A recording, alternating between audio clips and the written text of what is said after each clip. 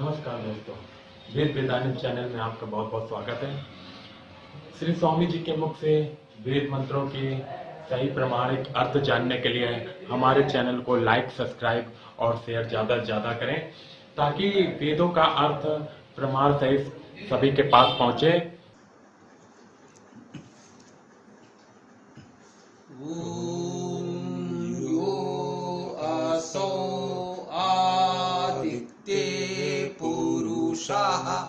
सो असो अहम ओम खम ब्रह्म।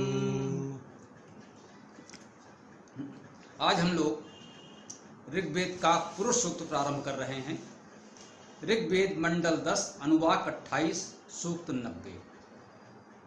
10वें मंडल का 90वां सूक्त पुरुष सूक्त के नाम से बहुचर्चित है, बहुश्रुत है, बहुविनियुक्त है। पुरुष सूक्त से तमाम पूजा पाठ के कर्मकांड संपन्न होते हैं। मूर्तियों का षोडशोपचार पूजन इस पुरुष सूक्त से किया जाता है। अच्छी बात है। किसी भी रूप में वेद का एक सूक्त पढ़ा जाए तो यह अच्छी बात है। विशेष बात हम लोग इस चर्चा में ये जानेंगे कि इस पुरुष सूक्त में जो मंत्र हम पढ़ते हैं उनका अर्थ क्या है और उनका किसी पूजा पाठ कर्मकांड से कोई संबंध है भी या नहीं। पुरुष सूक्त निश्चित रूप से वेद के प्रमुख सूक्तों में माना जाता है। यह उस परमेश्वर के विशुद्ध स्वरूप और उससे उत्पन्न इस सृष्टि का वर्णन करता है। परमेश्वर और इस सृजन का, सृष्टि का परस्पर संबंध क्या है, यह भी इससे व्यक्त होता है। तो पुरुष सूक्त निश्चित रूप से हमारे लिए बहुत ही महत्वपूर्ण है।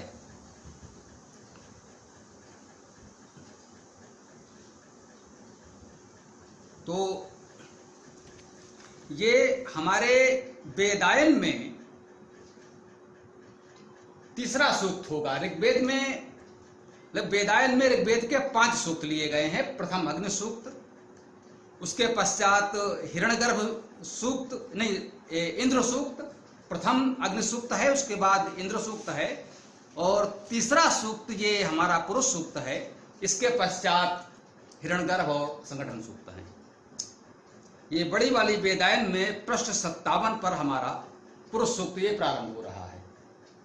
जो पूर्ण व्याख्या वाली हमारी पुस्तक है वेदायन भाष्य, उसमें पृष्ठ 57 से ये पुरुष सूक्त प्रारंभ हुआ है। वैसे भी इससे अधिकांश लोग परिचित हैं। आइए हम प्रथम मंत्र पर आज चर्चा करने का प्रयास करेंगे। ओम सहस्रशीर्षः पुरुषः सहस्राक्षः सहस्रपाद स भूमिं विश्वतो वृत्वा अतियतिष्ठत् दशांगुलम्।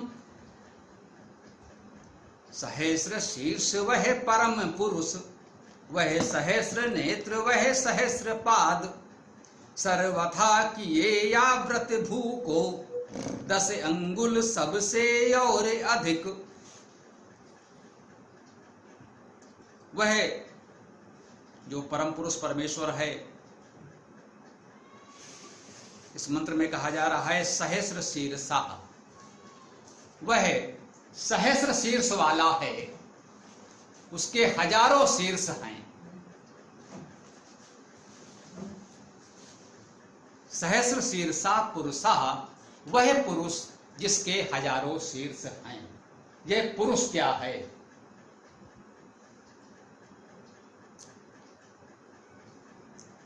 पुरु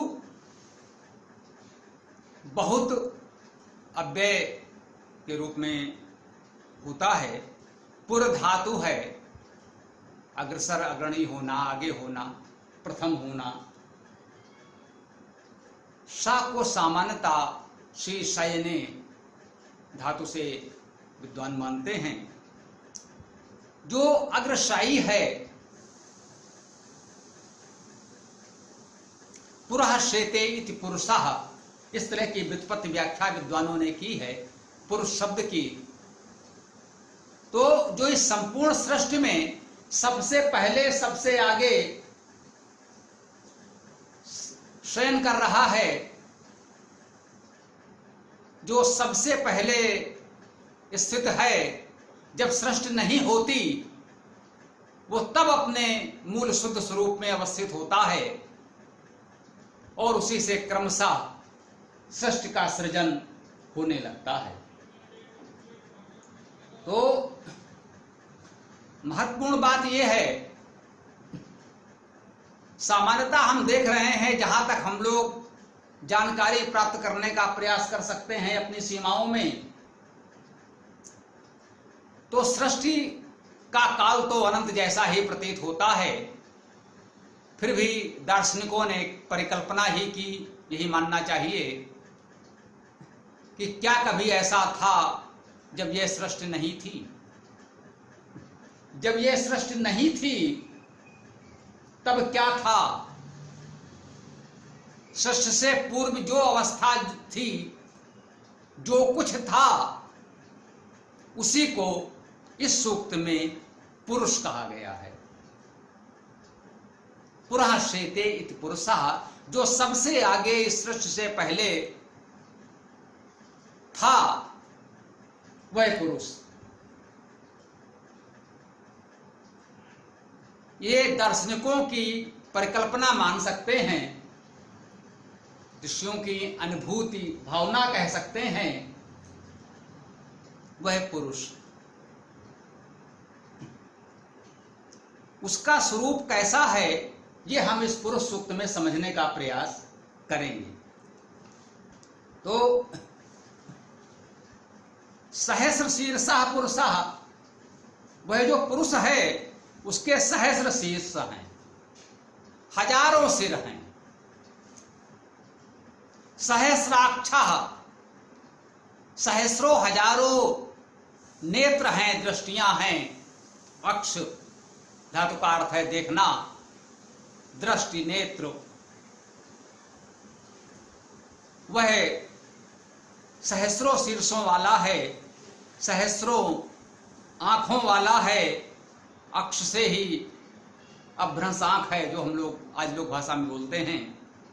सहस्रपाद, सहस्रों पैर हैं उसके। अब सहस्रपाद का शाब्दिक अर्थ कोई गिनने लगे कि नहीं पूरे 1000 उसके सिर, आंखें या पैर होने चाहिए, नहीं। यहां भाव सहस्र से बहुत अधिक असीमित संख्या में होने का है। काव्यात्मक वर्णन है तो इतना तो हमें समझना ही पड़ेगा। बहुत व्युत्पत्ति परक शाब्दिक अर्थ को लेते हुए भी वेद अंततः काव्य है, इस भाव को भी हमें ध्यान में रखना होता है। तो वो जो परमेश्वर है, सहस्रों शीर्ष हैं, सहस्रों आंखें हैं, सहस्रों पैर हैं। इस पुरुष शब्द को देख करके किसी ने एक व्यक्ति के रूप में उसकी परिकल्पना कर ली और ऐसा कोई चित्र बना लिया जिसके 1000 सिर, 1000 पैर, 1000 आंख हो सकता है इस मंत्र को व्यक्त करने का एक प्रतीकात्मक तरीका हो सकता है। सरलता से किसी अनपढ़ को भी समझाने का प्रयास हो सकता है, वो तो सराहनीय हो सकता है। परंतु मान ले कि हाँ साहब ये उस परमेश्वर का स्वरूप है और उस चित्र को पूजने लगे, तो ये सराहनीय नहीं हो सकता है। कुछ लोगों को लगा कि ये आंख, सिर, पैर का वर्णन आने से कहीं ना कहीं मूर्ति का संकेत तो वेद में मिला। काव्य होने के कारण इस प्रकार रूपक, उत्प्रेक्षा आदि के रूप में तो बहुत कुछ ऐसा वर्णन मिलेगा जो स्वाभाविक है। अब देखिए आगे हमको ये बताया जा रहा है कि वो जो परम पुरुष है, हजारों शीर्ष वाला, आंखों वाला, पैरों वाला, ये क्या है हजारों शीर्ष? हम हैं। जो उसका सृजन है, जो सृष्टि है, ये हम आप हैं। उसके हजारों शीर्ष, हजारों आंखें, हजारों पैर। कहते हैं वो सब कुछ करता है, कर सकता है। हमें जो आशा अपेक्षा है, हम चाहते हैं परमात्मा हमारी सहायता करे, वो परमेश्वर हमारे सुख दुख में सहभागी हो, हमारे दुखों को दूर करे। कैसे करे? हजारों शीर्ष हैं, हजारों नेत्र हैं। वो देख सकता है कहाँ क्या दुख कष्ट किसको है। तो ये हजारों नेत्र कहाँ हैं? ये हम आप हैं। ये हमारे आपके जो नेत्र हैं वो इन्हीं नेत्रों से देख लेता है, इन्हीं पैरों से चलता है, हमारे हाथों से ही वो कार्य करता है। एक जो आध्यात्मिक अर्थ है उस रूप में हमने समझा, और इसका जो आधिदैविक आधिलौकिक अर्थ के रूप में हम देखते हैं। जो हम कहते हैं वेद में जो परम सत्य परम तत्व की बात बताई जाती है, उसका व्यवहारिक समाज में उपयोग कैसे हम करते हैं, उसे समाज में हमें स्वयं आत्मसात करना होता है, अपनाना होता है। तो उस रूप में इसका अर्थ, इसका भाव यही है कि हमारी आंखें ही उसकी हजारों लाखों करोड़ों आंखों के रूप में हैं। समाज में जहां कुछ दुख है, कष्ट है, कुछ अनुचित कार्य व्यापार है, तो वो हमें देखना है। ये हमारा दायित्व है कि हम उसे देखें। हमारे ही पैर उसके अनंत पैर के रूप में हैं, हम ही चलकर वहां पहुंचे। हमारा ही शीर्ष उसके हजारों शीर्ष हैं। हम उस परिस्थिति पर विचार करें और जो उचित है वह हम स्वयं करें। हमारे अतिरिक्त वो अलग से नहीं आएगा। वो कोई व्यक्ति नहीं है जो किसी स्थान पर है वहां से चलकर कहीं संकट में आ जाएगा। वो हमारे आप के रूप में ही उपलब्ध होता है ऐसे कार्यों के लिए।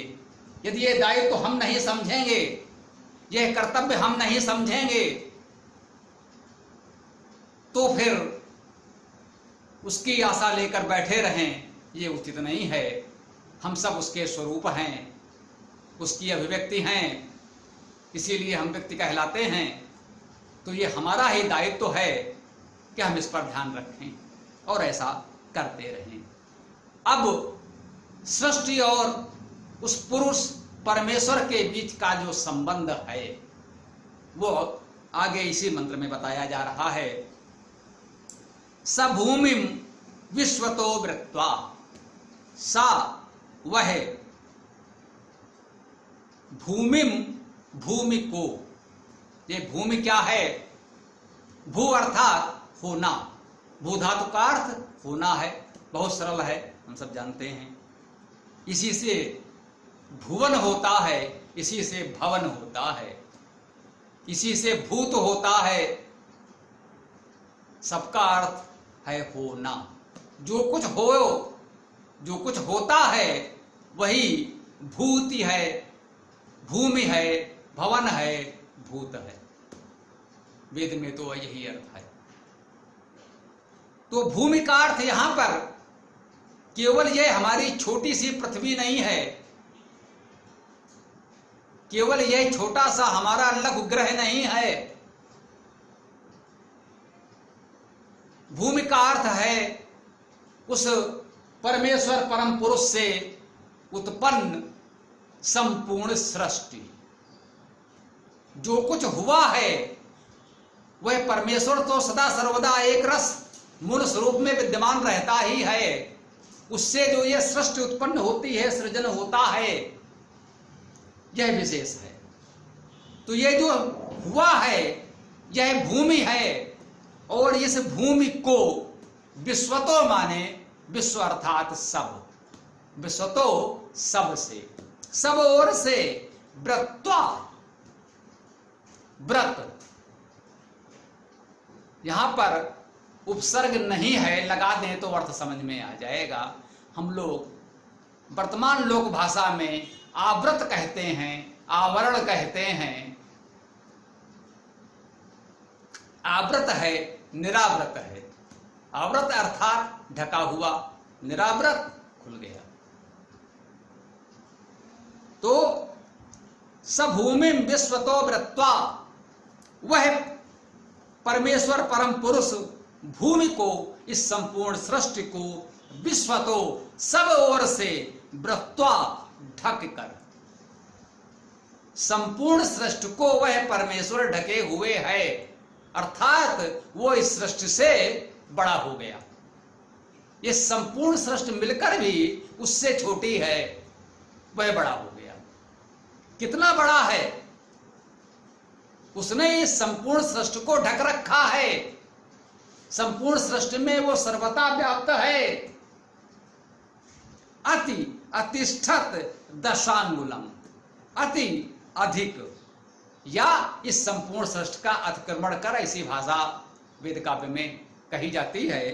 अधिक का ही भाव होता है उसमें भी, कि संपूर्ण सृष्टि को आवृत करते हुए भी, इससे भी आगे निकलकर, इसका भी अतिक्रम कर, इससे भी अधिक होकर अतिष्ठत अर्थात तिष्ठित है, प्रतिष्ठित है, स्थित है, वर्तमान है, कह लें, एक ही भाव है।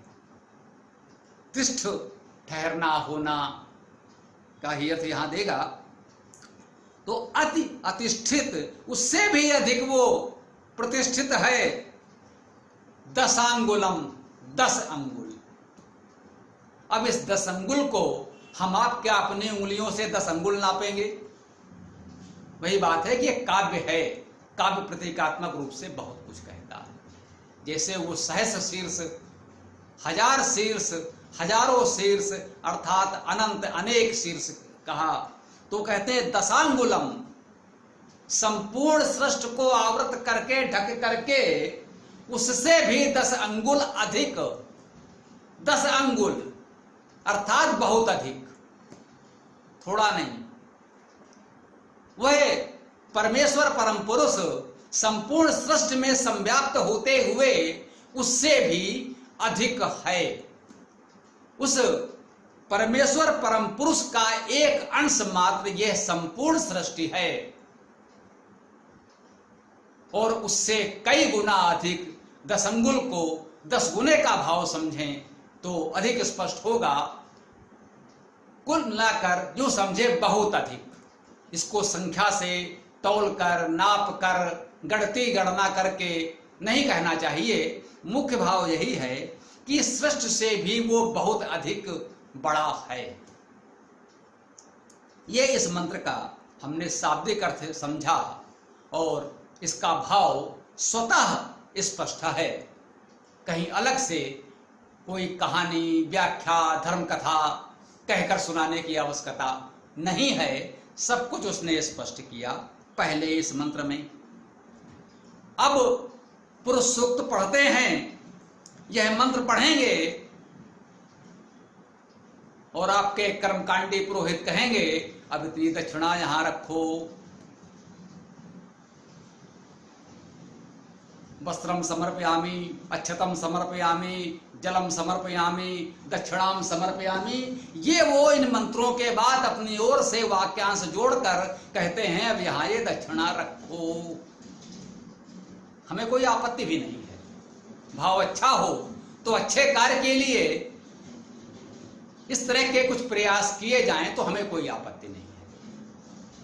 हाँ, लोगों को भ्रमित न करें, स्पष्ट करें कि इस मंत्र का भाव तो ये है, मंत्र का अर्थ तो ये है, इस मंत्र का उस पूजा पाठ कर्मकांड से कोई संबंध नहीं है, ये हम समझ गए। 16 मंत्र हैं इस सूक्त में, और इस प्रकार से कर्मकांड की 16 क्रियाएं लोगों ने कल्पना कर ली। प्रत्येक मंत्र के साथ एक ऐसी काल्पनिक क्रिया जोड़ दी और बोले इस मूर्ति का षोडशोपचार पूजन अच्छा है। इसी बहाने, इसी माध्यम से यदि यह सूक्त पढ़ा जाए, समझा जाए, कम से कम वेद का इतना महत्वपूर्ण सूक्त लोगों के जानकारी में रहे तो ये अच्छी बात है। परंतु आचार्यों पुरोहितों का इतना दायित्व अवश्य है कि इसका सही अर्थ, सही स्वरूप भी बताएं, लोगों को भ्रमित ना करें। लोगों को यह भ्रम नहीं होना चाहिए कि ये जो इन्होंने मंत्र पढ़ लिया उसका अर्थ केवल उतना ही है कि फूल पत्ती चढ़ा दो और दक्षिणा रख दो, कार्य हो गया। वेद मंत्र का अभाव उससे बहुत बड़ा है। लोगों को भ्रम हो गया है। एक ने प्रश्न किया, उनका भाई वेद में तो सब कर्मकांड है और हम लोगों को तो उपनिषद आदि ज्ञान की बातें ज्यादा उपयोगी हैं। मैंने कहा भाई उपनिषद तो वेद की बात को समझाने का प्रयास मात्र है। उपनिषद बात तो वेद की ही बता रहे हैं। वे कथा कहानी की शैली में सरलता से व्याख्या करके वेद की बात को समझा रहे हैं। मूल बात तो वो वेद की ही है। हाँ, कहने समझाने वाले में थोड़ा बहुत अंतर आ सकता है, इसीलिए कहा जाता है कि परम प्रमाण तो वेद ही है। जब कहीं कोई अंतर आएगा, कोई मतभेद की स्थिति होगी तो वेद को प्रमाण माना जाएगा। अन्यथा सामान्यतः हम लोग मानते हैं कि उपनिषद में वेद की बात ही बताई गई है। लेकिन जब कोई वेद से अतिरिक्त उपनिषद को प्रमाण के रूप में प्रस्तुत करेगा, नहीं साहब वहां तो ऐसा लिखा है इसलिए इसको मानना पड़ेगा, तो हम बिल्कुल विनम्रता से कह देते हैं कि भाई वेद में होगा तो मान लिया जाएगा। अन्यथा वेद की बात को समझाने में, व्याख्या करने में हो सकता है इन्होंने अपनी ओर से कुछ बात प्रतीकात्मक रूप से समझाने का प्रयास किया हो, उसको उस भाव से आप न समझ पा रहे हूं, तो ऐसा संभव है। तो इस मंत्र को आज हम लोगों ने समझा। ये 16 मंत्र इसमें होंगे, 16 सप्ताह हम लोग प्रयास करें, जुड़े रहें और इस भाव को सही रूप में समझने का प्रयास करें। हम लोग प्रयास करेंगे इस पुरुष सूक्त के माध्यम से वेद के इस मूल तत्व को, परमेश्वर और सृष्टि के संबंध को, इस सृजन की प्रक्रिया को क्रमशः समझेंगे।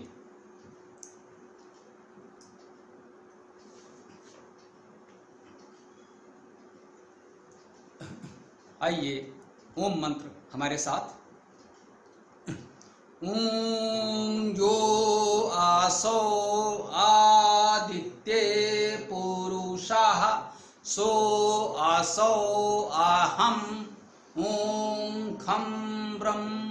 नमस्कार मित्रों, पूरा वीडियो देखने के लिए आपका बहुत बहुत धन्यवाद। अगर आपको वेदों के विषय में और अधिक जानकारी प्राप्त करनी हो तो हमारे चैनल को लाइक, सब्सक्राइब करना ना भूलें और ज़्यादा से ज़्यादा इसको शेयर करें ताकि वेदों के विषय में जानकारी और लोगों तक पहुंचे।